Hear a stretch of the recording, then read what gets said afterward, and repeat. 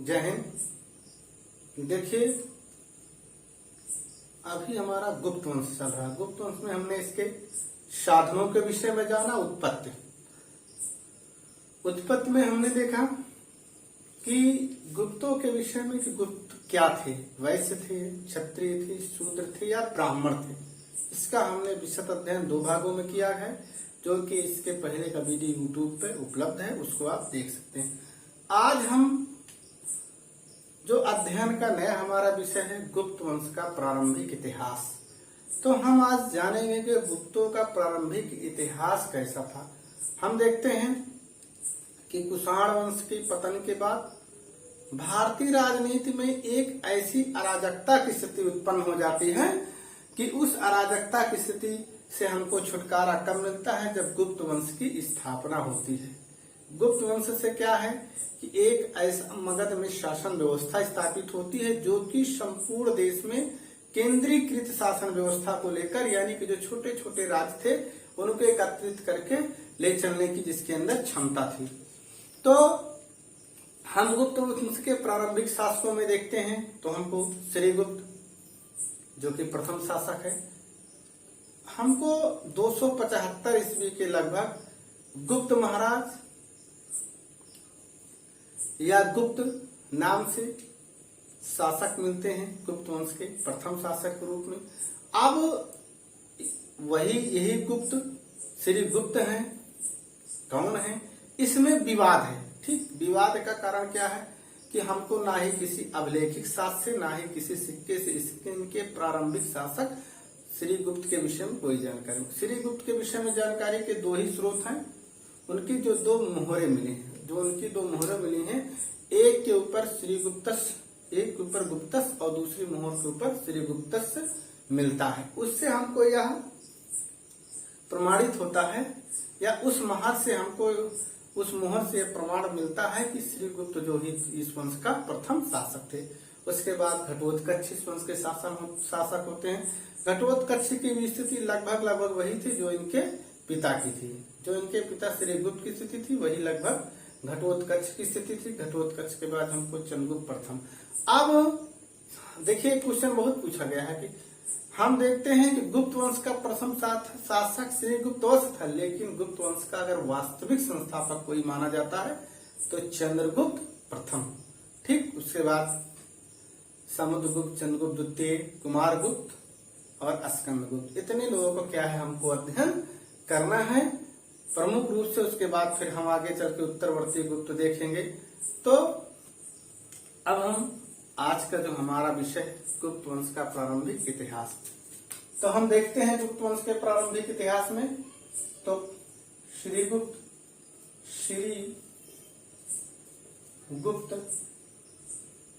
घटोत्कच,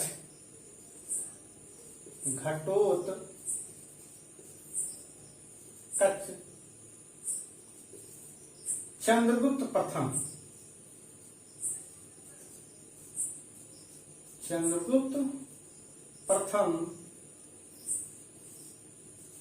समुद्रगुप्त,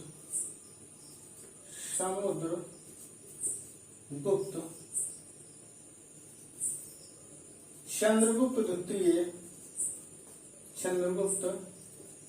द्वितीय, विक्रमादित्य। इनकी उपाधि क्या थी? चंद्रगुप्त द्वितीय, विक्रमादित्य। उसके बाद कुमारगुप्त,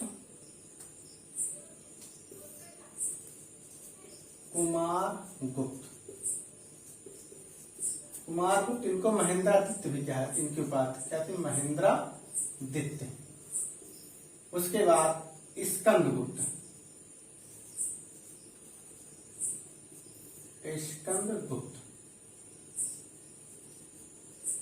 इनकी उपाधि क्या थी? कर्मादित्य। देखिए, तो हम देख रहे हैं ये कौन थे? संस्थापक या प्रथम शासक। और इनको क्या है? वास्तविक संस्थापक माना जाता है। उनको क्या है? बहुत बार पूछा जाता है, वास्तविक संस्थापक माना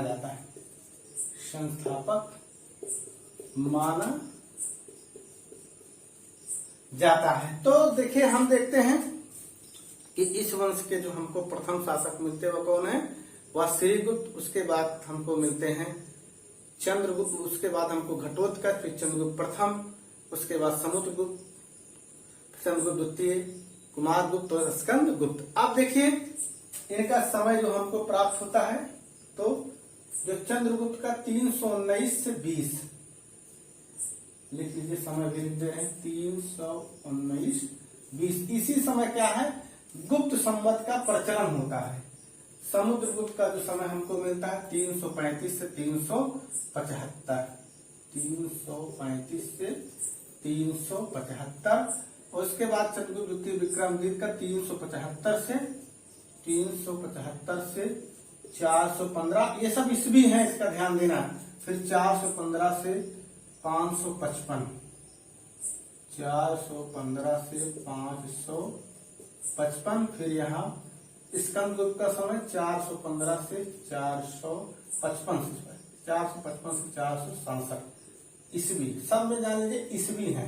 ठीक, तो अब हमको बहुत बार क्वेश्चन इसे पूछ लिया जाता है कि गुप्त वंश के शासकों का कालक्रम निर्धारित कीजिए। तो हम जब इनका कालक्रम जानते रहेंगे, प्रथम शासक श्रीगुप्त, घटोत्कच, चंद्रगुप्त प्रथम, समुद्रगुप्त, चंद्रगुप्त द्वितीय को बाद में पूछा जाता है, विक्रमादित्य, कुमारगुप्त, महेंद्रादित्य और स्कंदगुप्त, कर्मादित्य। तो क्या है इनका क्रम, बहुत बार पूछा गया इनका क्रम, तो हमको इनके क्रम के विषय में क्या है इस तरीके से लिख देना, इतना आप नोट कर लीजिए।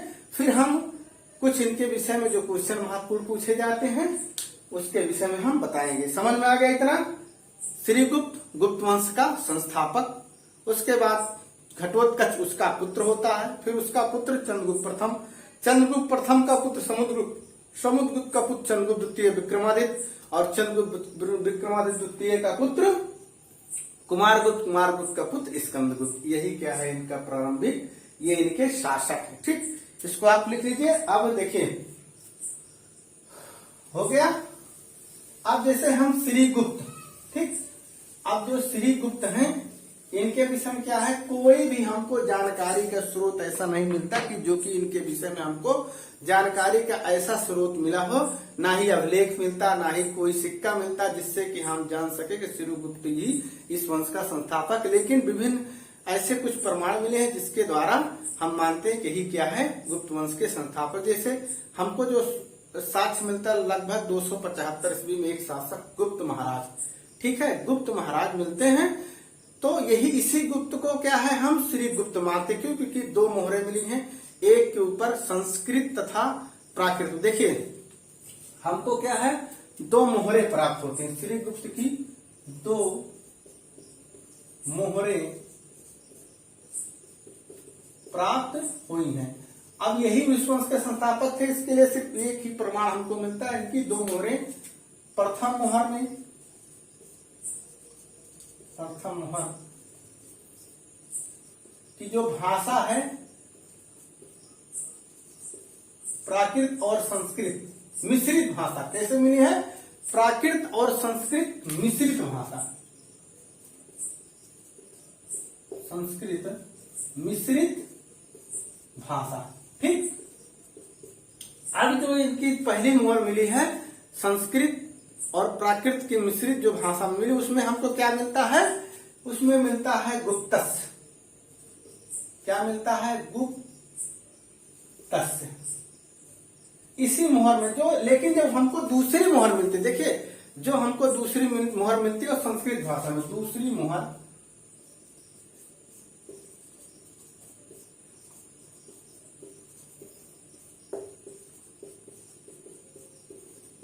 भाषा में मिलती है, इसमें स्पष्ट रूप में, ठीक, मिलती है इसमें श्रीगुप्तस्य, श्रीगुप्तस्य। अब जो ये श्रीगुप्तस्य हैं इन्हीं को ही क्या है हम श्रीगुप्त मानते हैं और गुप्त वंश को हम प्रथम शासक मानते हैं। इतना क्लियर हुआ? अब इसके बाद दूसरे शासक कौन थे? घटोत्कच।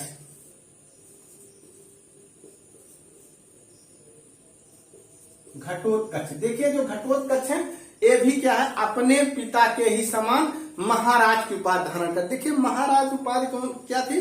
जो सामंत शासक थे वो क्या है महाराज की उपाधि धारण करते थे, ये भी अपने पिता के ही प्रकार से महाराज की उपाधि धारण करते थे। अब ये किनके, श्री गुप्त के पुत्र, इनके विषय में हमको दो साक्ष्य मिलता, ठीक।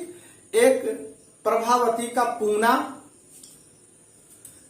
तथा रिद्धपुर, प्रभावती गुप्ता का पूना तथा रिद्धपुर। ताम्रपत्र में क्या है, हमको इनके विषय में जानकारी मिलती है कि गुप्त वंश का इनको प्रथम शासक कहा गया है। किसको, इनको घटोत्कच क्या है, प्रथम शासक कहा गया है। और स्कंदगुप्त के सूपिया रीवा लेख में, ठीक, जो स्कंदगुप्त का सूपिया और रीवा का लेख मिला उसमें भी इनको ही प्रथम शासक कहा गया। देखिए इनके विषय में क्या कहा गया है, प्रभावती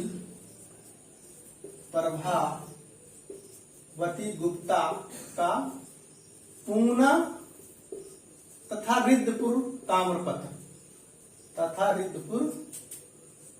ताम्रपत्र में गुप्त वंश का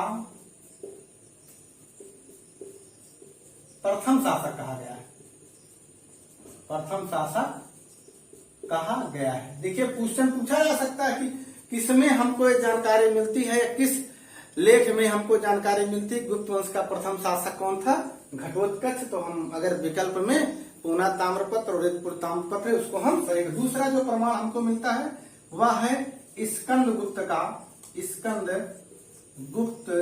का सूपिया एक स्थान है रीवा मध्य प्रदेश में, सूपिया रीवा का लेख। अब इसमें हमको क्या जानकारी मिलती है, गुप्त वंश की वंशावली कहां से, इससे जानकारी मिलती है कि जो गुप्त वंश की वंशावली घटोत्कच से प्रारंभ होती है।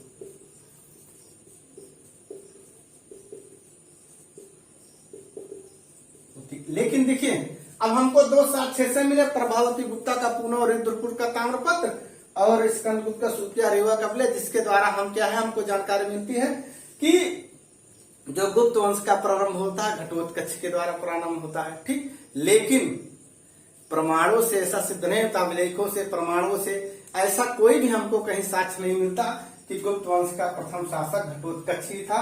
तो यह पूरी तरह से क्या है, अपनी कसौटी पर खरा नहीं उतरता। और यही जो श्री गुप्त है, यही क्या है, गुप्त वंश का प्रथम शासक। अब एक विद्वान है काशी प्रसाद जायसवाल, उनका विचार है कि गुप्तों के पूर्व क्या है, लिच्छवियों का शासन था। गुप्तों के पूर्व क्या है, लिच्छवियों का शासन था तथा प्रारंभिक नरेश उन्हीं के सामंत थे। हमने एक चीज बताया कि जो दोनों शासक हैं क्या है, ये महाराज की उपाधि धारण करते हैं। एक विद्वान है काशी प्रसाद जायसवाल, काशी प्रसाद जायसवाल।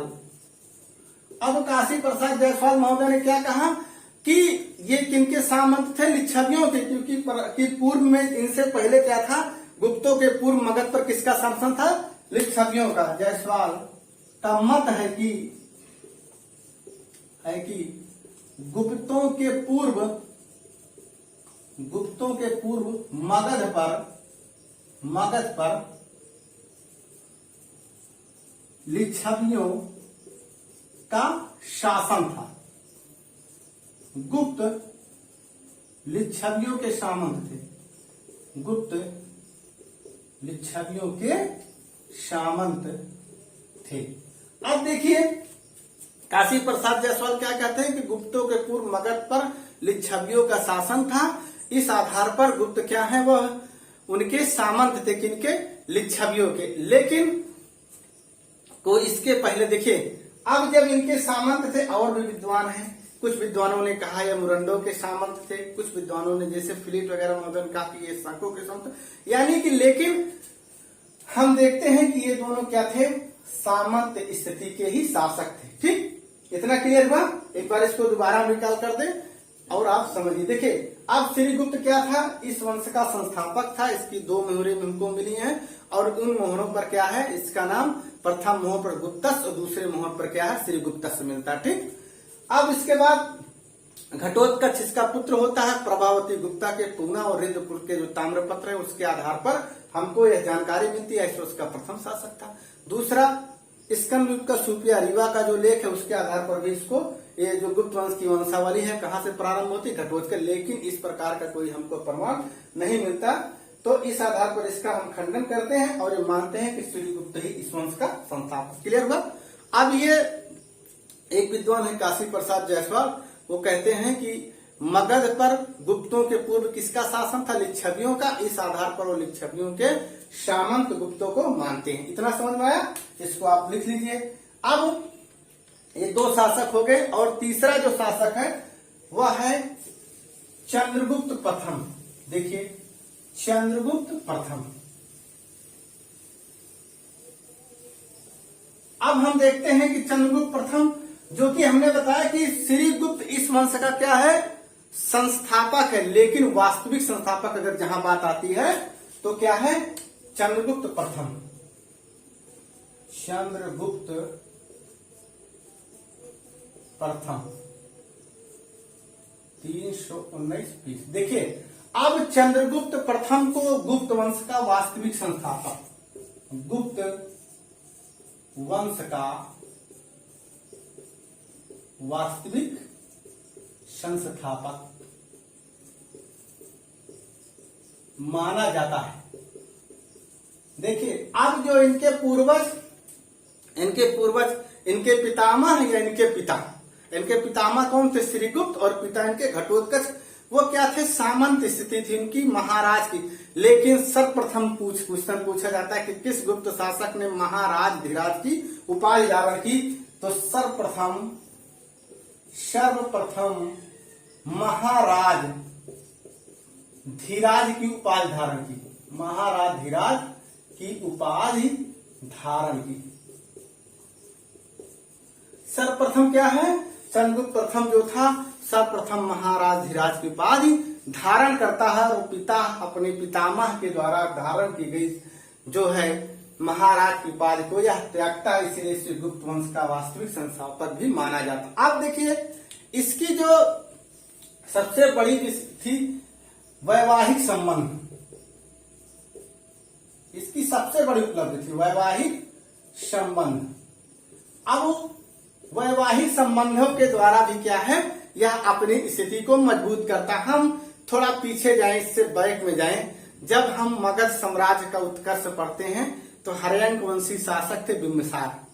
जो हर्यंक वंशी शासक थे बिंबिसार, वह वैवाहिक संबंधों के द्वारा ही अपने साम्राज्य का सबसे ज्यादा विस्तार करते हैं। जैसे इसमें हमने देखा था, लिच्छवियों के साथ वैवाहिक संबंध स्थापित करते हैं, उसके बाद कौशल नरेश के साथ वैवाहिक संबंध स्थापित करते हैं, 6वां मद्र देश की राजकुमारी के साथ विवाह करते हैं, यानी कि वैवाहिक संबंधों के द्वारा वो अपनी स्थिति को मजबूत करते हैं और उसका सहारा चंद्रगुप्त प्रथम ने भी लिया। यह लिच्छवी राजकुमारी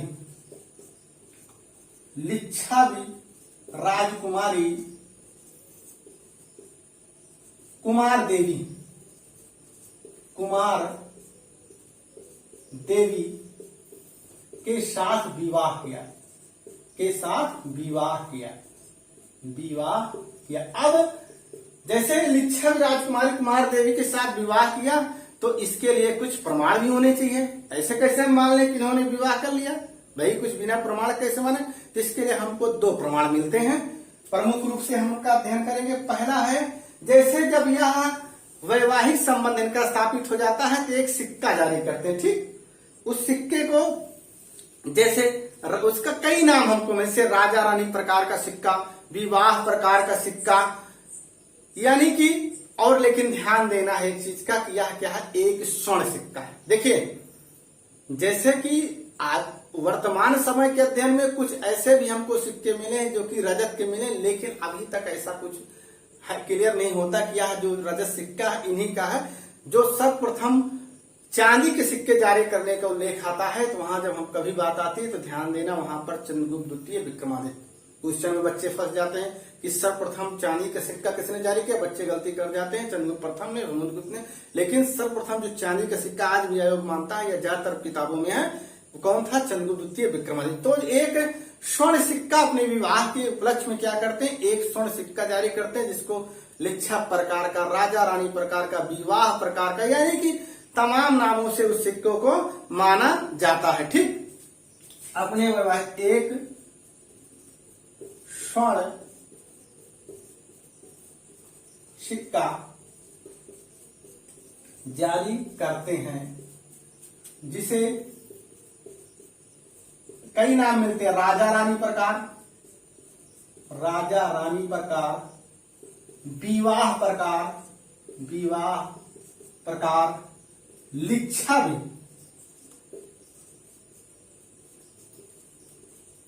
कुमार देवी, कुमार देवी प्रकार, ये इसके क्या है, सब नाम मिलते हैं। ठीक, पूछ लिया जाता है कंपटीशन में, राजा रानी प्रकार का सिक्का, विवाह प्रकार का, लिच्छा प्रकार, कुमार देवी प्रकार का सिक्का किसने जारी किया, तो यह स्वर्ण सिक्का किसने जारी किया, अपने वैवाहिक संबंध के समय चंद्रगुप्त प्रथम। दूसरा जो हमको प्रमाण मिलता है, समुद्रगुप्त जो इसका पुत्र है, इसका पुत्र जो है समुद्रगुप्त की है प्रयाग प्रशस्त, जिसके रचना का हरिश्चंद्र जी हैं, जानते रहिए, बताया भी गया। तो दूसरा जो हमको प्रमाण मिलता है, समुद्रगुप्त के प्रयाग प्रशस्ति, प्रयाग प्रशस्ति में समुद्रगुप्त को दौहित्र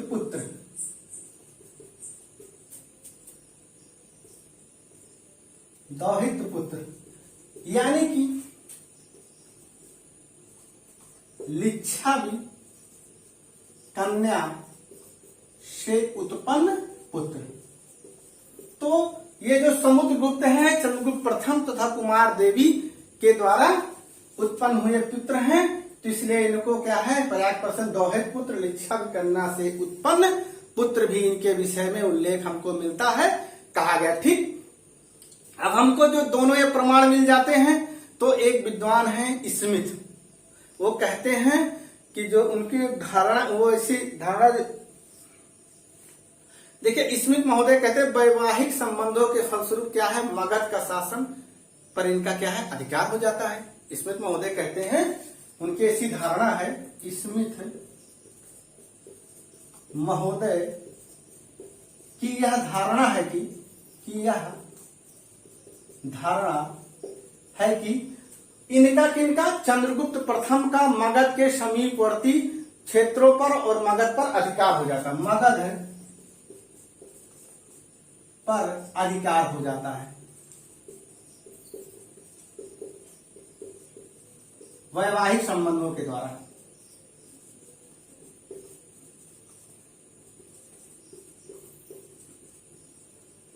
अब उसके बाद क्या कहते हैं कि मगध के क्षेत्रों पर क्या है, इनका अधिकार हो जाता, और यह सार्वभौमिक शासक उस क्षेत्र का क्या है। या उसके बाद एक विद्वान है हेमचंद्र राय चौधरी।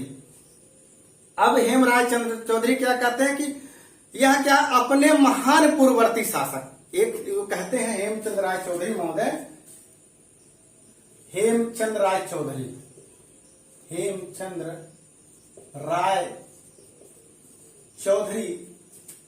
कहते हैं अपने पूर्ववर्ती मगध शासक बिंबिसार की भांति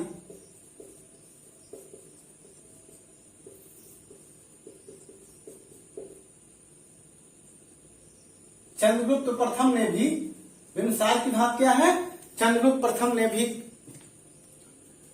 राजकुमारी कुमार देवी के साथ विवाह कर द्वितीय मगध साम्राज्य की स्थापना करता। राजकुमारी कुमार देवी के साथ क्या है, विवाह करके द्वितीय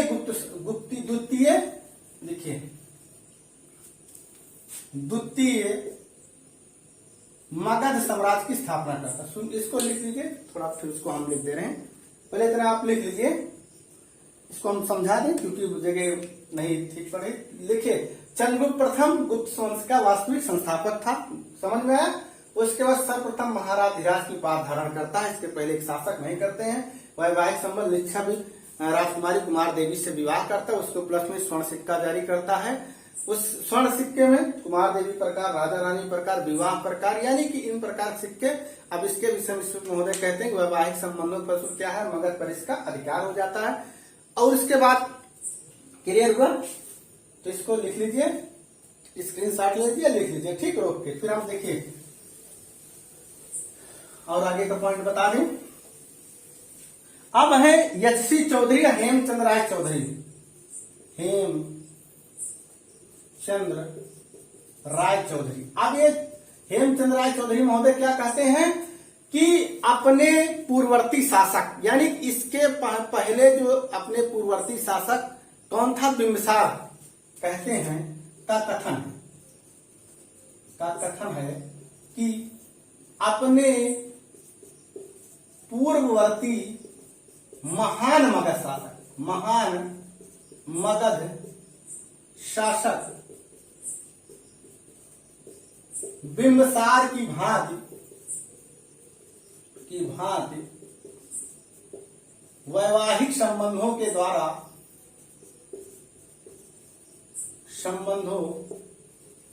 द्वारा द्वितीय मगध साम्राज्य की स्थापना करता है। क्वेश्चन पूछा जाता है कौन द्वितीय मगध साम्राज्य की स्थापना करता है, तो चंद्रगुप्त प्रथम द्वितीय मगध साम्राज्य की स्थापना करता है, द्वितीय मगध साम्राज्य की स्थापना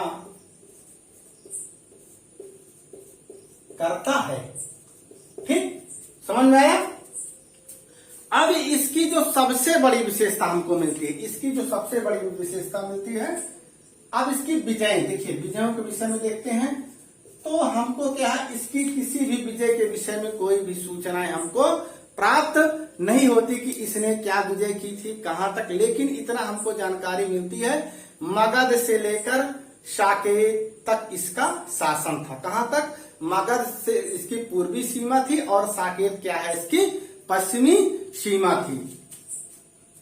वह एक देखिए, एक पुराण है वायु पुराण, ठीक, वायु पुराण में क्या है, उल्लेख मिलता है कि मगध से गंगा के किनारे क्या है, गुप्तों का शासन होगा, ऐसा हमको उल्लेख मिलता है। तो जो इसकी हमको शासन व्यवस्था के विषय में जानकारी मिलती है, क्या है कि कोई भी ऐसा हमको साक्ष्य नहीं मिलता है कि इसने कौन सी विजय की थी। इतना जानकारी हमको प्राप्त होती है कि मगध से लेकर साकेत तक इसका शासन था। बस क्लियर हुआ विजय के विषय में। अब इसके बाद एक चीज, इसका गुप्त संवत का प्रचलन, गुप्त संवत का प्रचलन।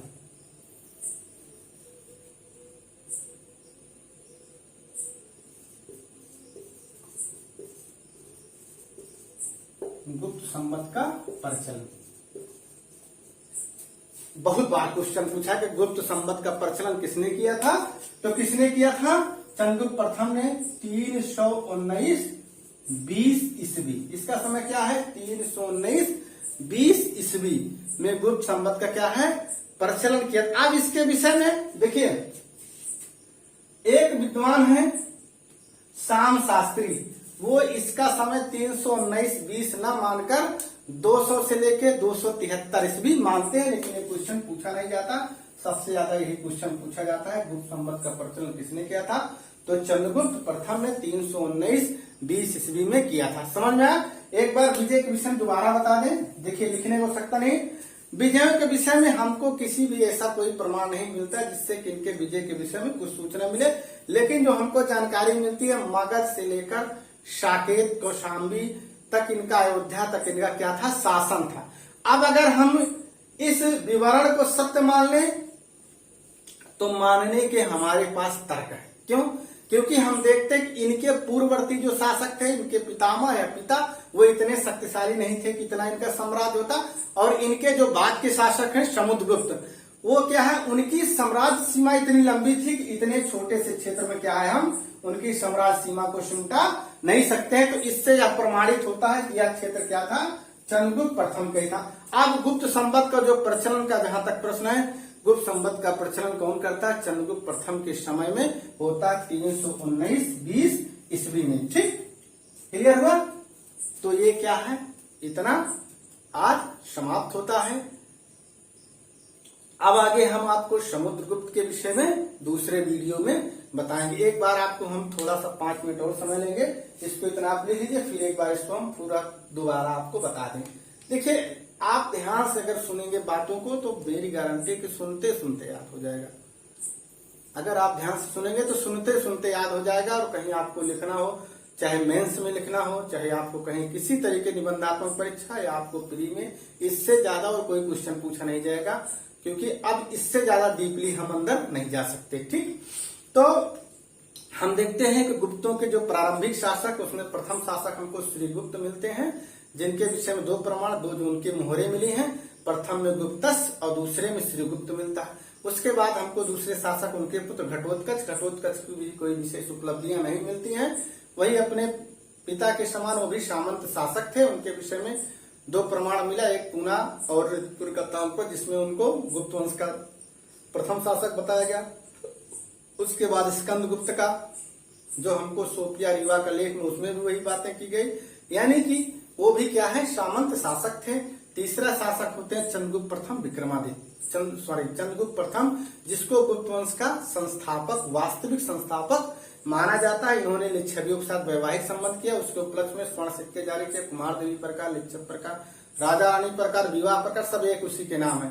और ये देखिए सिक्के, उसके बाद फिर इनके विषय में भी कोई विशेष ऐसी उपलब्धि इनके विजय के विषय में हमको नहीं मिलती है। लेकिन हाँ, इनके विषय में काशी प्रसाद जायसवाल ने कहा कि अपने पूर्ववर्ती शासक बिंबिसार के समान इन्होंने वैवाहिक संबंधों के द्वारा क्या करते हैं, द्वितीय मगध साम्राज्य की स्थापना करते हैं। और इनके समय की एक बहुत महत्वपूर्ण घटना है गुप्त संवत का प्रचलन 319-20 ईस्वी। क्लियर हुआ, समझ में आया?